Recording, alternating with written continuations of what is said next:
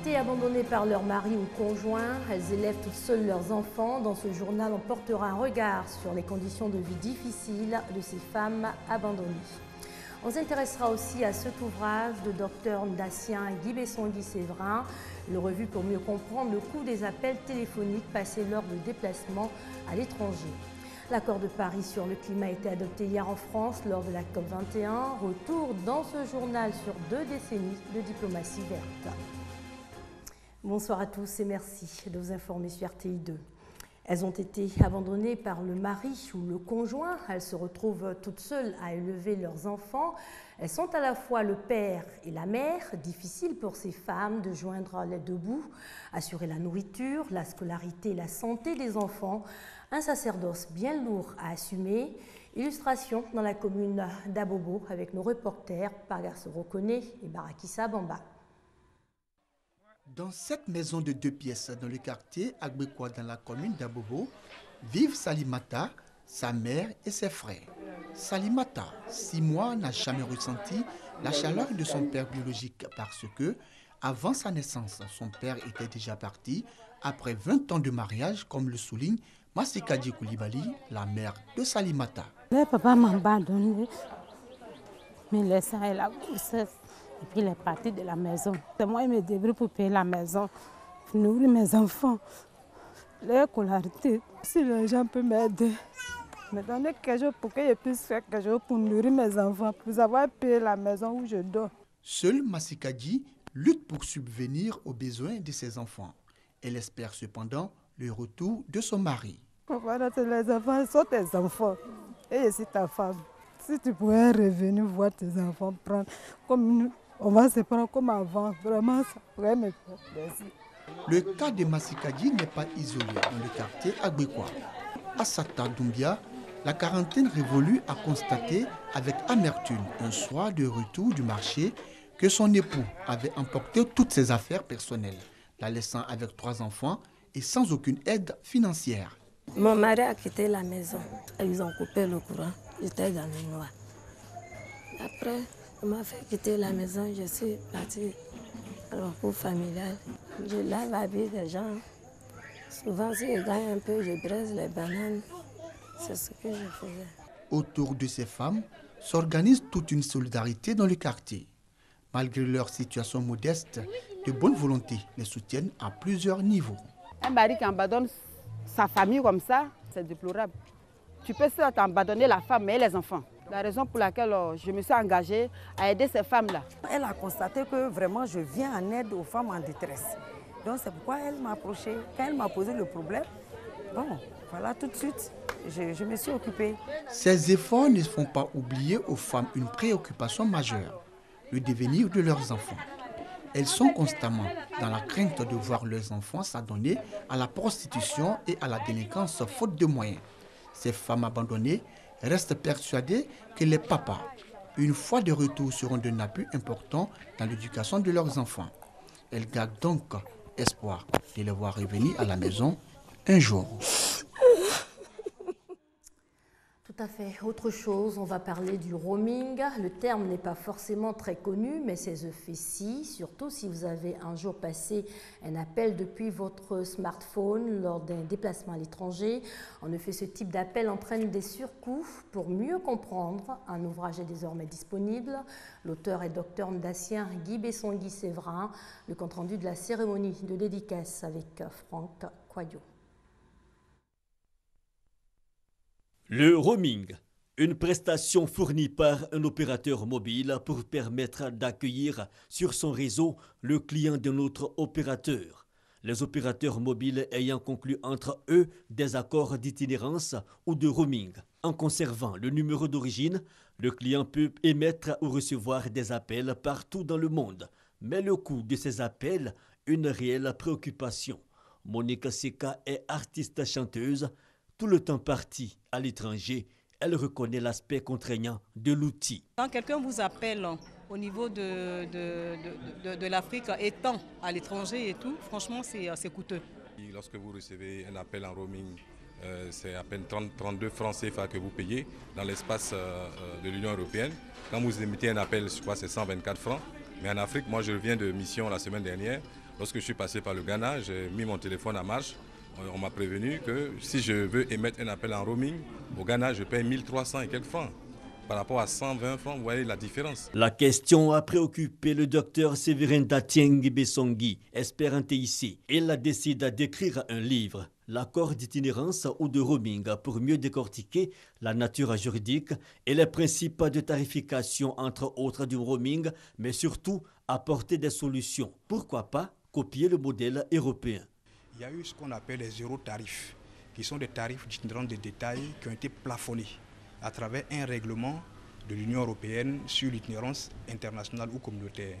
Et c'est cette solution que nous proposons au plan africain ou continental. Pour l'auteur, un effort du législateur pourrait accompagner la volonté politique sur la question. Que les États prennent le courage, arrêtent de traîner les pas et aient le courage de légiférer de façon communautaire en la matière en prenant un règlement qui va plafonner les tarifs. L'accord d'itinérance ou de roaming, une œuvre qui paraît comme un guide pratique. Public et autorités venues à la dédicace sont conquis. Au fait, l'ouvrage tombe exactement à point parce que l'élaboration du roaming national en Côte d'Ivoire est inscrite dans le plan national de développement de 2016 et 2020. L'accord d'itinérance ou de roaming, un ouvrage de 484 pages, est paru le 23 octobre 2015. La femme rurale a été célébrée aujourd'hui à l'occasion de la journée internationale qui lui est consacrée. C'était à Odiéné, la femme rurale qui est au centre des préoccupations de l'AIBF, l'association ivoirienne pour le bien-être familial qui sensibilise ces femmes sur la nécessité de planifier les naissances. Le projet Planning familial en milieu rural a débuté dans le Bélier et dans la région de Bouéké. Soro Corona et Kader Sogodogo nous en disent un peu plus. Selon les données de l'Association ivoirienne pour le bien-être familial, AIBF, une femme met au monde en moyenne 6 enfants en Côte d'Ivoire. En milieu rural, ce chiffre passe à 7. À l'origine de ce taux élevé, le manque d'accès à l'information, à la formation et aux techniques en matière de santé de la reproduction. Pour réduire ces tendances et surtout permettre aux femmes en milieu rural de participer à la prise des décisions familiales, l'AIBF a initié un projet. Aujourd'hui, on se rend compte que dans les villages, dans les communautés rurales, les gens n'ont pas l'information. Donc, il faut se déplacer vers ces gens-là pour leur donner l'information. Vous voyez, ici, quand nous allons partir d'ici, même si toute la population ici ne nous suit pas, mais une grande partie va commencer à réfléchir. À Bouaké, 10 villages vont bénéficier de ce projet qui vise à initier des actions de proximité sur la promotion du leadership féminin en matière de santé de la reproduction en milieu rural et au plan national. Le village d'Atienkro, dans la commune de Bouaké, a constitué le point de départ de cette sensibilisation. Maintenant, la vie n'est plus comme avant. Il faut faire moins d'enfants, il faut espacer les naissances pour que la femme soit toujours belle. Je vais sensibiliser mes frères et sœurs pour la prise des contraceptifs, pour que nous n'ayons plus de grossesse en milieu scolaire. Des volontaires de l'AIBF vont sillonner ces villages en vue de donner les rudiments nécessaires aux populations pour intégrer dans leur quotidien la santé de la reproduction. L'Association ivoirienne pour le bien-être familial, AIBF, a engagé les autorités administratives, coutumières et religieuses dans la réussite de ce projet. L'amicale des anciens de l'AMC, l'association des élèves et étudiants musulmans de Côte d'Ivoire, vole au secours des malades du cancer du sein. Un gala de bienfaisance pour collecter des fonds. Une 6e édition dont les fonds serviront à financer un projet de sensibilisation sur notamment la prévention du cancer du sein. Barakissa Bamba et Kone Pargassoro. Un dîner gala pour se souvenir des personnes atteintes du cancer du sein. Une cause commune, financer un projet de sensibilisation et de lutte contre ce cancer. L'initiative est de l'amicale des anciens de l'association des élèves et étudiants musulmans de Côte d'Ivoire, 3A, à travers la 6e édition de la nuit de bienfaisance. Ce soir, la bienfaisance aura un visage, celui de tous nos convives. Elle prendra date ici même, en ce jour, avec la conjugaison de vos espoirs, mais aussi de votre engagement. Et seulement, nous serons des nobles, parce que nous aurons anobli l'humanité. Soyons forts donc chacun, pour que tous nous soyons forts pour vaincre le cancer. Au cours de cette nuit de bienfaisance, des ventes aux enchères d'objets islamiques et remises de dons dans le but de vaincre par la mobilisation humanitaire, la bienfaisance et la solidarité cette maladie. Pour les malades comme pour leurs proches, l'annonce du diagnostic du cancer est toujours un choc. Du jour au lendemain, leur vie bascule. Notre présence à cette cérémonie traduit donc tout l'intérêt que nous accordons à ce fléau contre lequel de nombreuses femmes et leurs familles se battent avec courage et dans le silence, quelque part en Côte d'Ivoire. Toutes les femmes sont concernées par le cancer du sein. C'est la principale cause de mortalité chez la femme entre 35 et 65 ans. Cependant, dépister tôt le cancer du sein se soigne mieux et permet une diminution du taux de mortalité selon l'Organisation mondiale de la santé, OMS. En bref, football, la SEC Mimosa face au stade d'Abidjan. C'était cet après-midi au stade Félix Houphouët-Boigny. L'affiche de la 3e journée de la Ligue 1 a vu la première victoire de la SEC Mimosa qui a battu le stade par 1-0. Après 3 journées, la SEC est seulement à 5 points. Hors de chez nous, c'était jour de scrutin aujourd'hui en République centrafricaine. Les électeurs se prononçaient par référendum sur la révision de la Constitution, un vote qui s'est tenu dans un climat tendu. En effet, des tirs ont été entendus au nord de la capitale, précisément dans la localité de Bagabandoro. 5 blessés selon la Croix-Rouge. Le scrutin est considéré comme un test avant la présidentielle et les législatives prévues le 27 décembre prochain.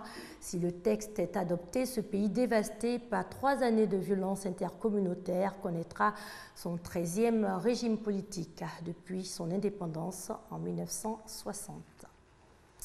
C'est un accord historique et sans précédent. L'accord de Paris sur le climat a été adopté hier en France par les représentants de 195 pays. Cet accord vise notamment à limiter la hausse de la température bien en deçà de 2 degrés Celsius pour lutter contre le réchauffement de la planète. Retour sur 2 décennies de diplomatie verte. Le 12 décembre 2015, les 195 pays membres de la Convention de l'ONU réunis à Paris pour la COP21 ont décroché le premier accord universel contraignant limitant le réchauffement de la planète bien en deçà de 2 degrés et si possible à 1,5 degré. L'accord est le fruit de 2 décennies de négociations acharnées pour répartir et financer les efforts entre pays riches et pays en développement, pays pollueurs et pays vulnérables. Les pays en développement recevront finalement une aide minimale de 100 milliards de dollars par an à partir de 2020. Les questions environnementales ont pris une place croissante dans l'agenda international au premier sommet du développement durable en 1972 à Stockholm. Mais c'est le sommet de la Terre de Rio de 1992 qui constitue l'acte fondateur de la diplomatie verte. C'est là que la Convention cadre des Nations Unies sur les changements climatiques est adoptée. Chaque année depuis 1995, une conférence des parties de la Convention, COP en anglais, et qui regroupe tous les États signataires, se réunit désormais pour lutter contre le changement climatique. Cette convention cadre a servi de base politique au fameux protocole de Kyoto en 1997 lors de la COP 3. Ce traité impose à 37 pays industrialisés de réduire d'ici à 2012 leurs émissions de gaz à effet de serre de 5,2% par rapport à 1990. Mais aucune contrainte ne pèse à l'époque sur les grands pays émergents, la Chine, l'Inde, importants pollueurs. En 2009, la COP 15 de Copenhague frôle l'échec. L'accord non contraignant tente de limiter le réchauffement planétaire à 2 degrés, mais sans décliner le mode d'emploi pour y parvenir. Le Durban Package, adopté à l'issue de la COP 17 en 2011, manque également de tourner au fiasco. Les participants s'y entendent finalement pour boucler un accord 4 ans plus tard, en 2015, englobant tous les grands pays industriels, Inde et Chine comprises. C'est la fin de cette édition dominicale. Bonne soirée sur les antennes de l'RTI, la marque du service public.